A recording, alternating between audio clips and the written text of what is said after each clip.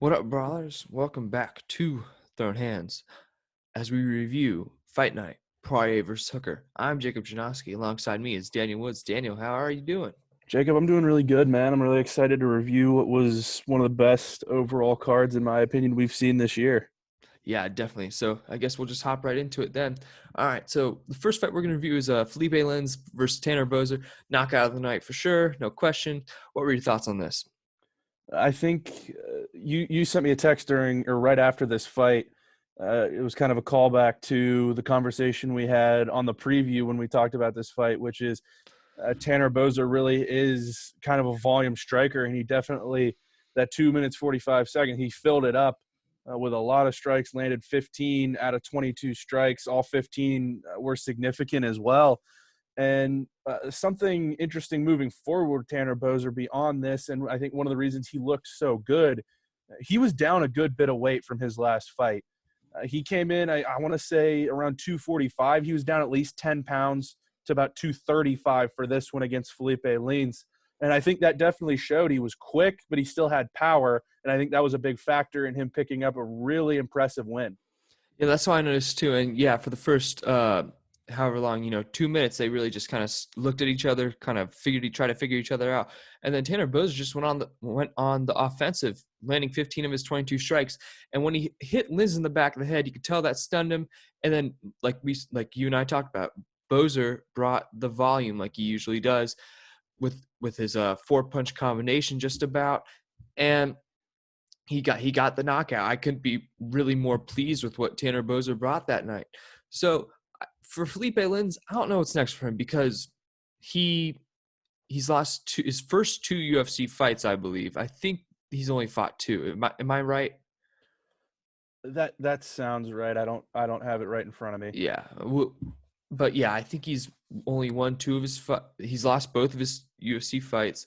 So I don't really know what's next for him. I don't think he'll get cut, but he really has to show something in his next performance. What do you think's next? I definitely think so. He's got his back up against the wall. Looking at his career results now, coming out of Bellator and the Pro Fighting League, he that was his second UFC fight. The second one he's lost. He's kind of got thrown into the deep end a little bit because I mean Andrei Arlovsky, opening up with Andrei Arlovsky and then Tanner Boser in his second fight. Neither one of those guys are slouches by any means. So obviously there have been high hopes for Felipe Lins. He hasn't exactly lived up to them so far, but he is in a position where his back's against the wall a little bit. He's a very talented guy. He's shown that everywhere else he's been except the UFC. So if he can get turned around in a third fight, I think he's still got a lot of potential to make noise in the heavyweight division moving forward. Yeah, and I couldn't put it any better. But Boser called out Maurice Green, I'm pretty sure, right? Yes. So I think that will be what's next for him because I think that's a good fight. Bozer really showed what he could do, and Maurice Green eked out that win. What do you think should be next for him? Yeah, I mean, I'm sure we're going to talk about that Maurice Green John Vellante fight a little bit later, but I think that is a really good fight for Boser. He's kind of up on a little bit of a hot streak now as compared to Maurice Green, who is coming off a really big emotional win over John Vellante, where he came into that fight really fighting for his job, and in the last minute and a half of that fight was able to pull it out in really kind of a spectacular fashion. Nobody saw that coming. These are two guys that clearly are very hungry to be successful in the UFC, and I think putting them up against one another could really be fireworks. Yep. So I think we cover basis on the Felipe Lins Tanner Bozer fight. We're gonna head over to the Brendan Allen versus Kyle Daukaus night. A very entertaining fight in my opinion. Brendan Allen definitely won 2 rounds, but I think the last judge had him winning 3 rounds. What were your thoughts on this fight? This was a really entertaining fight, and I think on any other card through any UFC event we've seen so far this year, this might have been the fight of the night.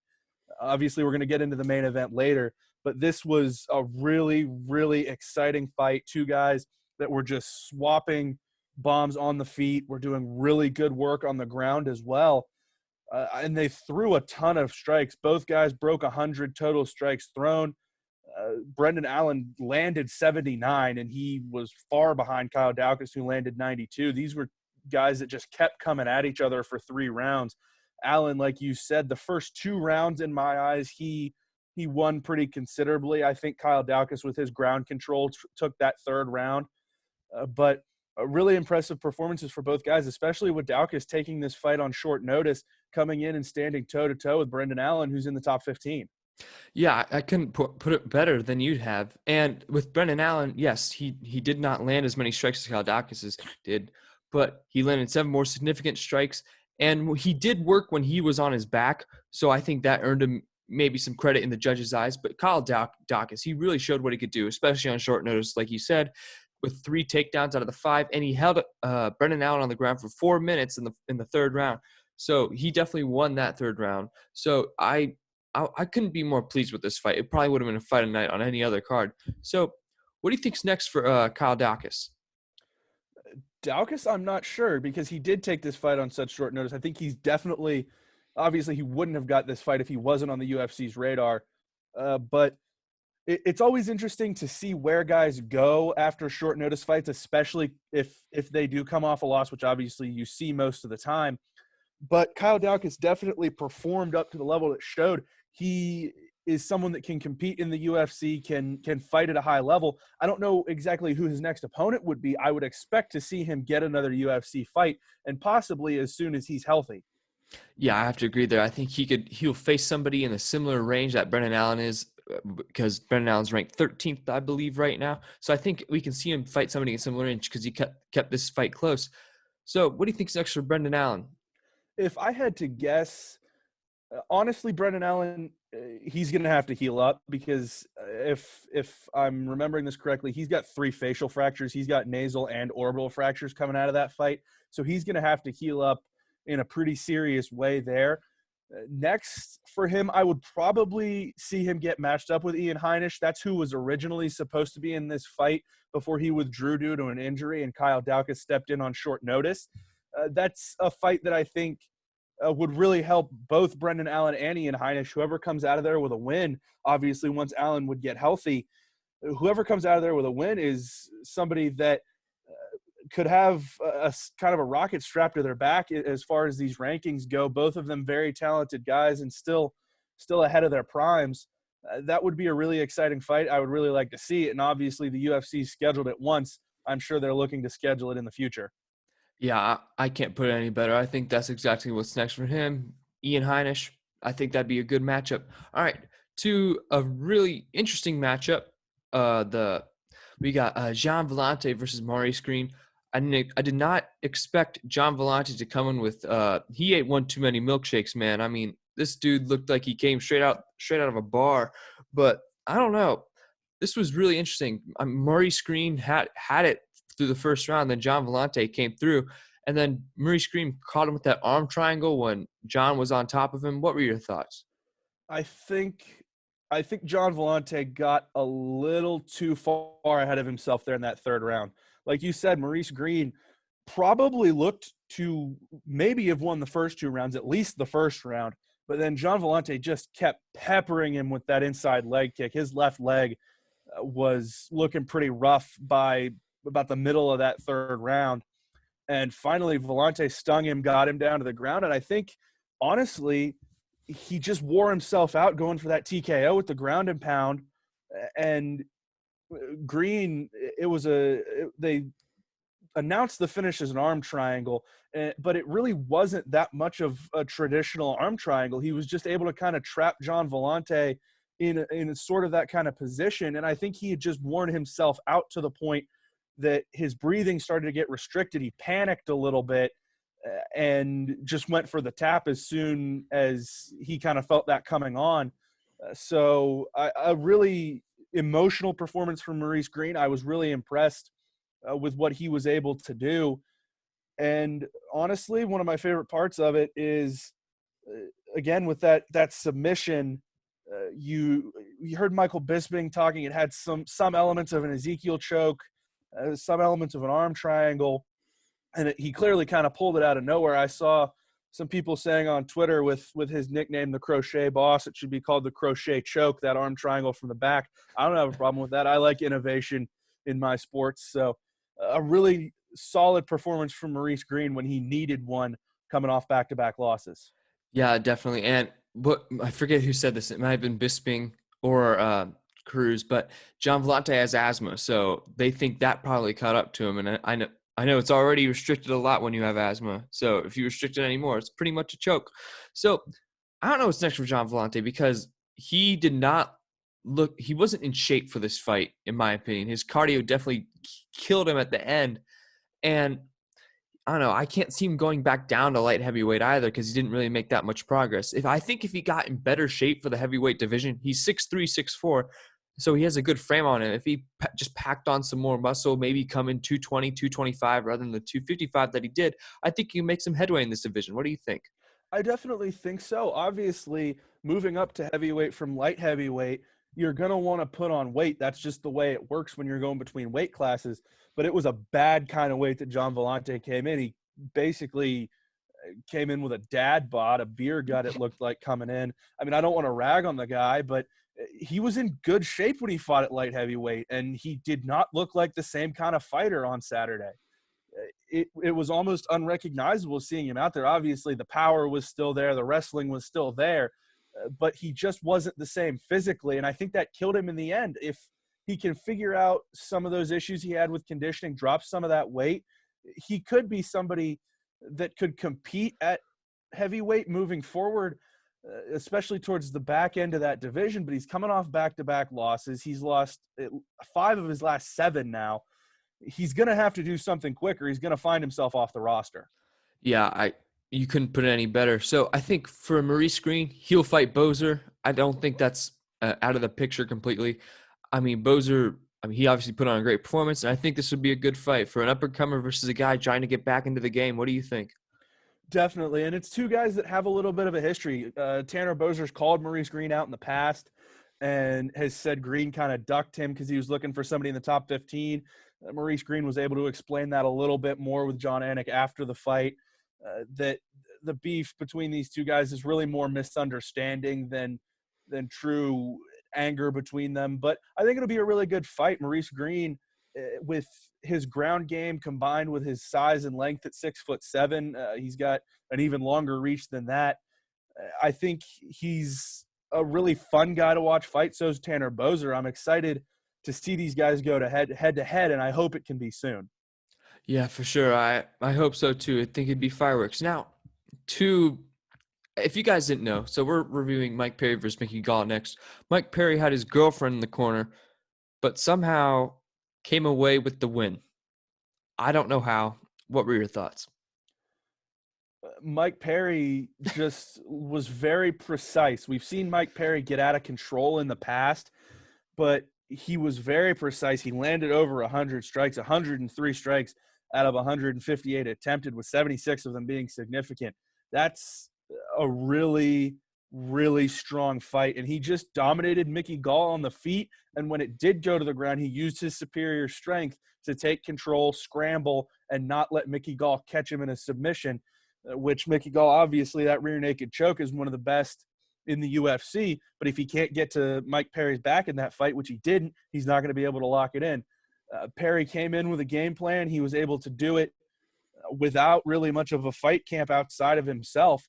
And it was a really impressive performance, as Mickey Gall is a guy that we've seen the last few years has progressed a lot from coming in as a guy that was really just a grappler, really just a jiu-jitsu practitioner, to be able to hold his own on the feet. And I think he showed some things against Mike Perry, but it was a really, really good performance from Mike Perry, and something we haven't seen out of him as far as precision goes in a little while. Yeah, really. Like you said, Mike Perry had been on a little slump, but something seemed different in him.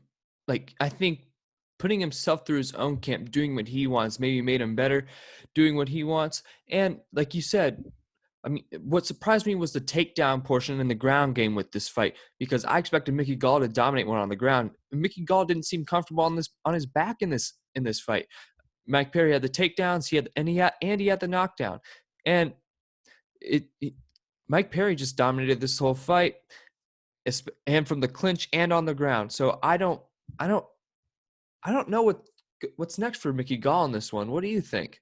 You can only call a guy a prospect for so long. Mickey Gall has a ton of talent on the ground, and He's gotten better on the feet every time we've seen him fight, but he just can't seem to string wins together. That's the biggest thing for me with him, is to be successful in the UFC, to get ranked in the top 15, to move up in your career. You have to string wins together. And at 6-3 and the age of 28, Mickey Gall hasn't been able to do that. His last last 5 fights, he's alternated since he lost against Randy Brown, which was his first career loss. It's been loss, win, loss, win, loss. You have to be able to string wins together. After he started his career out 4-0, it looked like he was going to do that, especially since 3 of those fights were in the UFC. But he just hasn't been able to put success together in line. It's like he takes 1 step forward and 2 steps back every time he goes out into the octagon.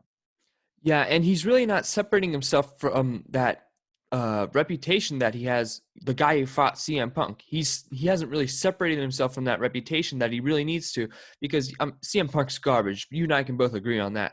And if you really want to be known as the guy who beat CM Punk, if you don't want to be known as the guy who beat CM Punk, you got to make some headway. And Mickey Gall just hasn't made some headway. When on the other hand, Mike Perry changed stuff up when because he wasn't really making much headway either. And when he changed stuff up, it seemed like something switched in him in this fight. And I think he can make a little bit of noise in this stacked welterweight division. What do you think? I think that's a definite possibility. Mike Perry needed to win this one coming off back-to-back losses to Vicente Luque and Jeff Neal. And he's always been a really exciting fighter. He's always been a guy that is a little bit out of the ordinary, both in the octagon and out of it. But he was really impressive. He kept control of the fight for 15 minutes, was on top of Mickey Gall, giving him pressure for all 3 rounds. And moving forward, he's an interesting guy to watch. I don't think he's obviously somebody that's going to jump right up and be fighting contenders right away. But Mike Perry is kind of back to a point close to where we saw him at his peak a few years ago. Yeah. It looks like, at least. Yeah, at least I think so. And I don't know what's next for him, whom Mike Perry will fight. Maybe we can see him maybe Vettori's next for him. I think that could be a decent matchup, but maybe someone out of the rings because he's just getting back on his feet. What do you think? He called out Darren Till and talked about moving up to 185 for that. But I think Darren Till's honestly above where Mike Perry is right now by a good bit. Perry has talked about getting aligned with a new team, possibly moving to South Florida, getting in somewhere there. So he's obviously wanting to continue to take a step up. I've seen some people say him and Nico Price would be an interesting matchup. That's 2 guys that can really go at each other, really throw some heavy hands, and he would be able to stay at 170 for that. I think that'd be a really fun fight to watch. Yeah, I think depending on where he wants to go, he will definitely fight someone 13 or below. If he wants to stay in the welterweight division, he can. And if he wants to move up, he can. So I think either way, it's really his choice because he really hasn't made any headway in the welterweight division right now. So it's kind of his way to go. All right, to the main event of the evening.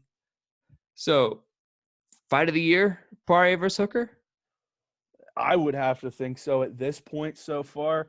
I was reading something, I believe, from Bleacher Report, where basically they said, we'll concede that this may not be the greatest fight of all time, but that's all we're going to give you because this fight checks every box. Fight of the year, fight of the month, fight of the night, whatever you want to call it. It was from both guys. We talked about how evenly matched Dustin Poirier and Dan Hooker were, both on the feet and on the ground coming into this fight, and they proved that. Dustin Poirier was able to just separate a little bit more with his stamina late in this fight. But Dan Hooker has no reason to hang his head coming out of this. He's still very clearly a big player in the future of the lightweight division, and it's one of the most stacked divisions in the UFC. These are 2 guys moving forward that are legitimate contenders, and it was one of the most impressive performances out of both guys we've seen in 2020. Oh, for sure. I thought what Dustin Poirier did, especially after his hip surgery that he had a few months back, I was amazed at how well he moved and his cardio. He seemed like he could go another round or 2 after that 5th round. And I think if Hooker just worked on his cardio, there would have been more fireworks because Hooker was getting tagged in the 4th and 5th rounds, and Hooker even had him at the end of the 2nd round. Poirier got saved by the bell. So I really couldn't have asked more from this fight. I mean, they both landed over 180 strikes, significant strikes even at about 155 each. Yes, Dan Hooker did beat him on the ground, But other than that, I really couldn't ask for much more. What do you think about the fight in general? I mean, this was ridiculously exciting, ridiculously well fought from both sides, and ridiculously close for all 5 rounds. Like I said, Poirier just had a little bit more left in the tank when it came to those. Obviously, this wasn't a championship fight, but when it came to those championship rounds, the 4th and 5th rounds, you see in the main event of every UFC card, it was a really strong performance from both guys. Dustin Poirier showed he's right there after coming off that hip surgery, like you talked about. He's right back where he was in a position to fight for the lightweight title. And Dan Hooker has proved he's not somebody to be messed with as he comes up through this division. I'm really excited to see where, in general, the lightweight division goes moving forward, especially with these two guys fighting at the top of it. Yeah, for sure. So heading over to the lightweight division right here. So what do you think's next for Dan Hooker? It's a really interesting situation for Dan Hooker because I don't see him falling in the rankings based off what he did because it was a very even match. And if he just had a little more in the tank, it could have been a draw in my eyes. Oof.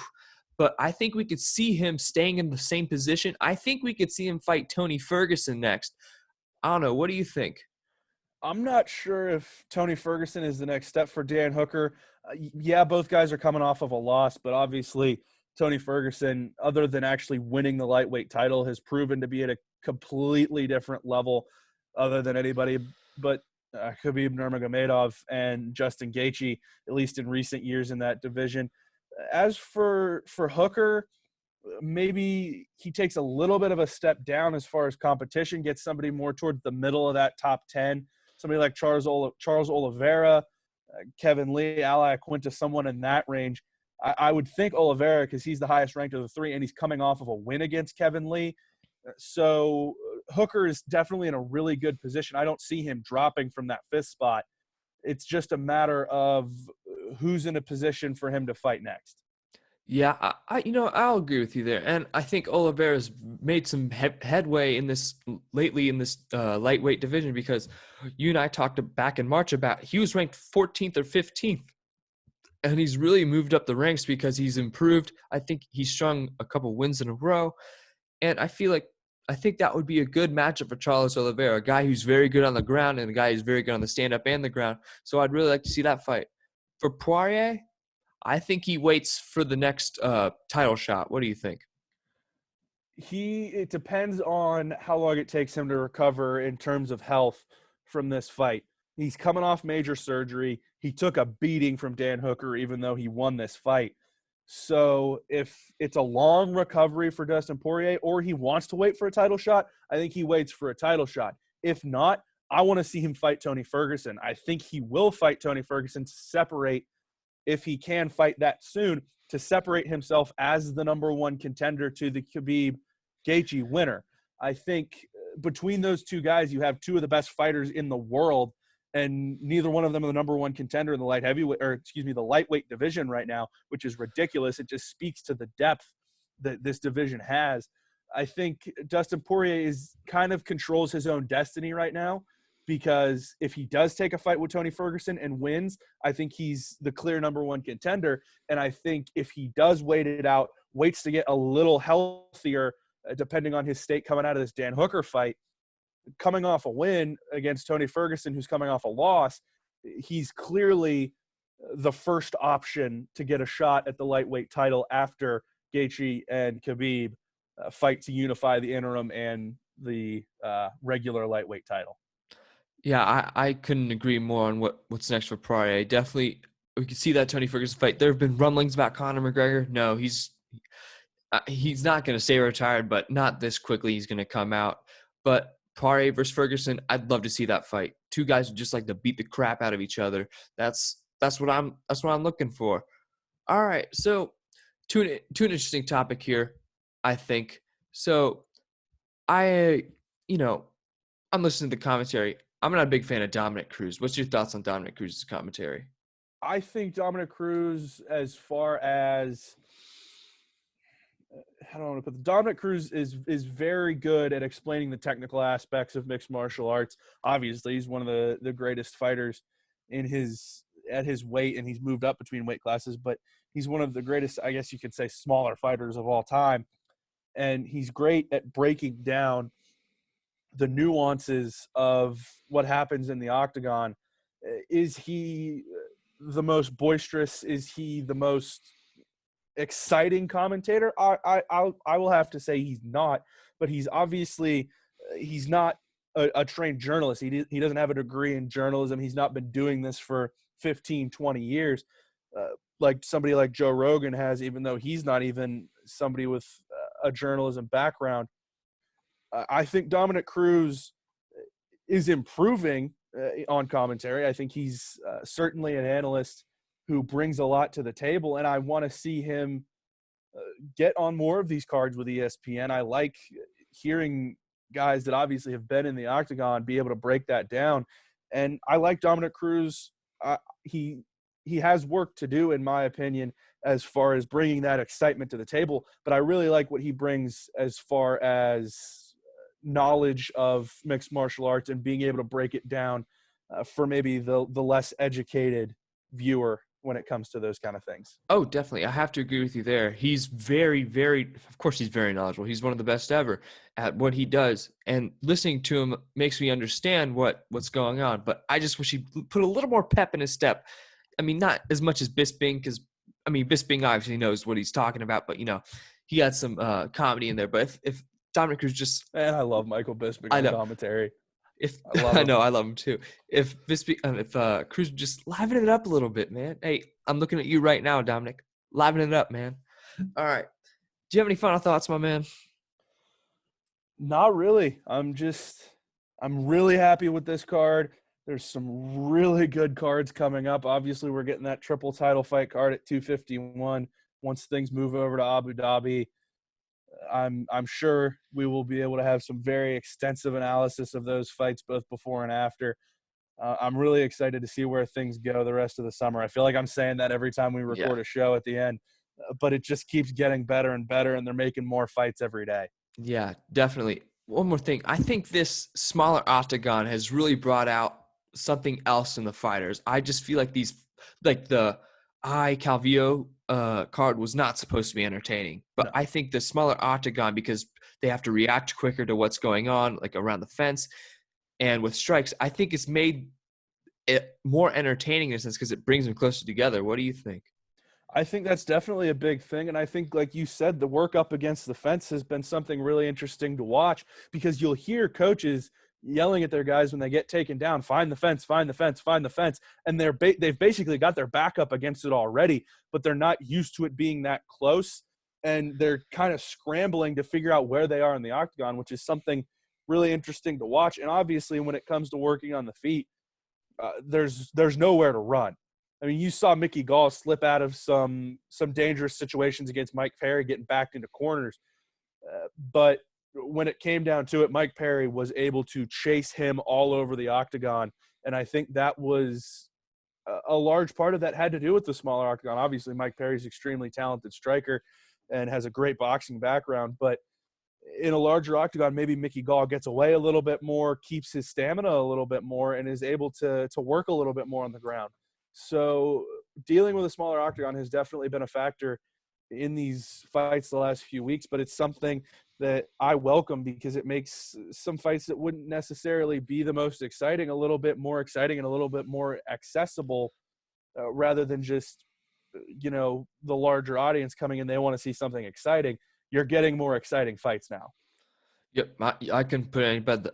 For those fans out there, the octagon goes back to the normal size at Fight Island. Daniel, I want to thank you for coming back on. Really good podcast today. I enjoyed it a lot. Yes, sir. So all right. I really excited to keep recording some episodes the rest of this summer and moving forward. All right, guys. We'll see you next time for UFC 251 preview.